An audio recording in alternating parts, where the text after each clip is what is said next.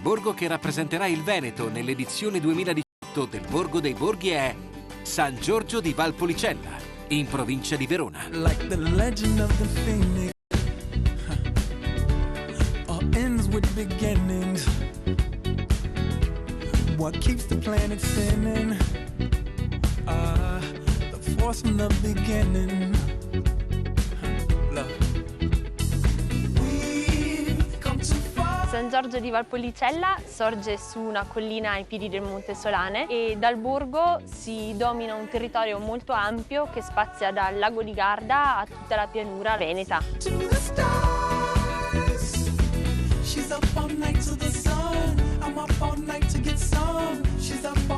Il luogo dove sorge San Giorgio è abitato sin dalla preistoria, ma il villaggio, così come lo vediamo oggi, ha origini longobarde.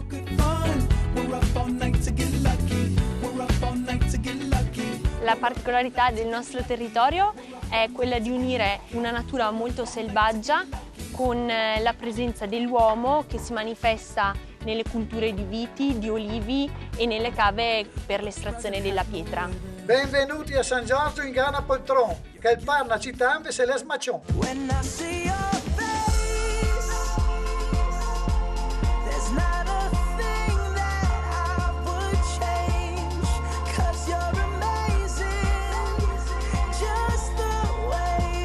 Qui ho trovato la mia dimensione perché a San Giorgio posso svolgere la mia attività di guida escursionistica e far conoscere alle persone le sue bellezze naturalistiche e la cultura popolare che permea questi territori.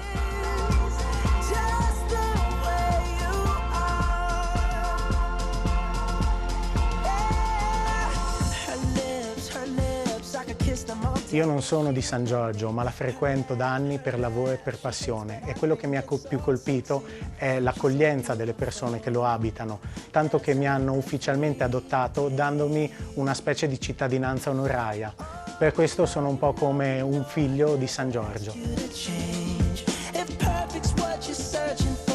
San Giorgio è splendido, non c'è altro da dire. Il centro storico si è sviluppato attorno alla Pieve e nel corso dei secoli ha assunto una forma allungata che segue la dorsale collinare.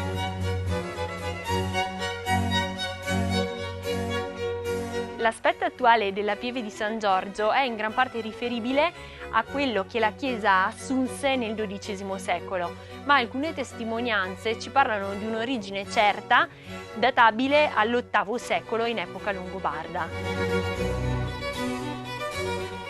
Le testimonianze che troviamo all'interno della Pieve ci raccontano che questo è stato un luogo di culto fin dai tempi più antichi.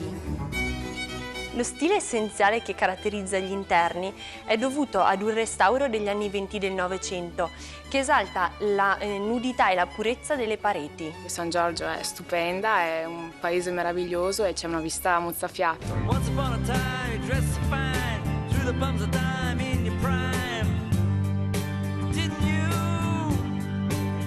Gli scavi effettuati negli anni '80 hanno portato alla luce parte di un villaggio dell'età del ferro, con case tipiche realizzate in pietra e testimonianze di una fervida attività artigianale.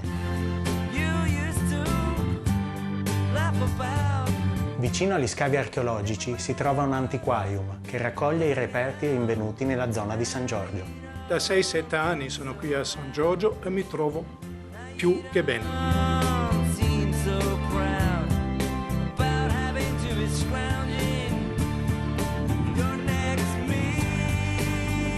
San Giorgio ha un rapporto strettissimo con la pietra, perché sorge sulla pietra ed è costruito in pietra, tutta rigorosamente locale.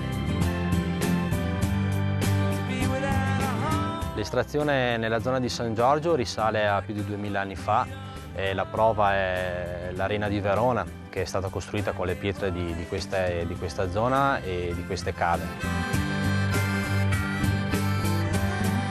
Una passeggiata nei boschi, nei vigneti e nelle cave di San Giorgio della Valpolicella sono il massimo.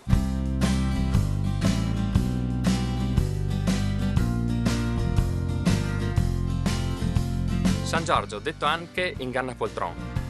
Il nome arriva da Inganna, che vuol dire della pietraia, E quando si cammina tra i boschi, tra le vecchie marogne di pietra, si capisce quanta pietra e come la pietra faccia parte di questi territori.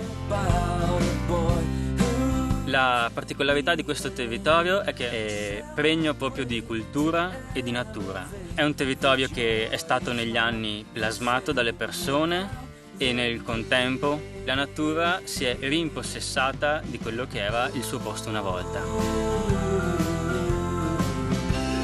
Il paese di San Giorgio è meraviglioso, la gente è buona.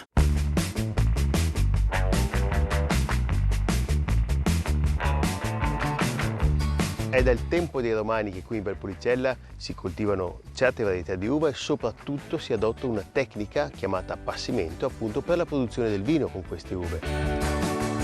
I Romani non avevano possibilità di conservare il vino come si fa adesso e quindi probabilmente avevano pensato di conservare le uve e vinificarle più avanti durante l'anno.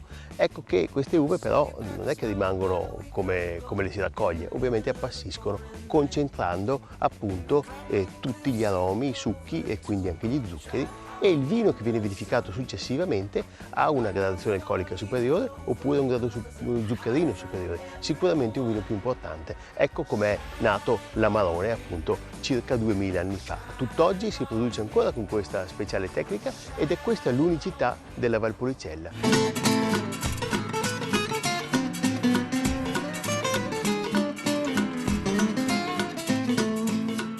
Questo è il piatto tipico delle tagliatelle en Bourbonnais. Gli ingredienti sono farina, uova per le tagliatelle. Andiamo poi a fare il sugo facendo soffriggere cipolla con burro e gli aromi. Vanno aggiunti i fagioli borlotti, metto l'acqua a coprire, questo è il risultato.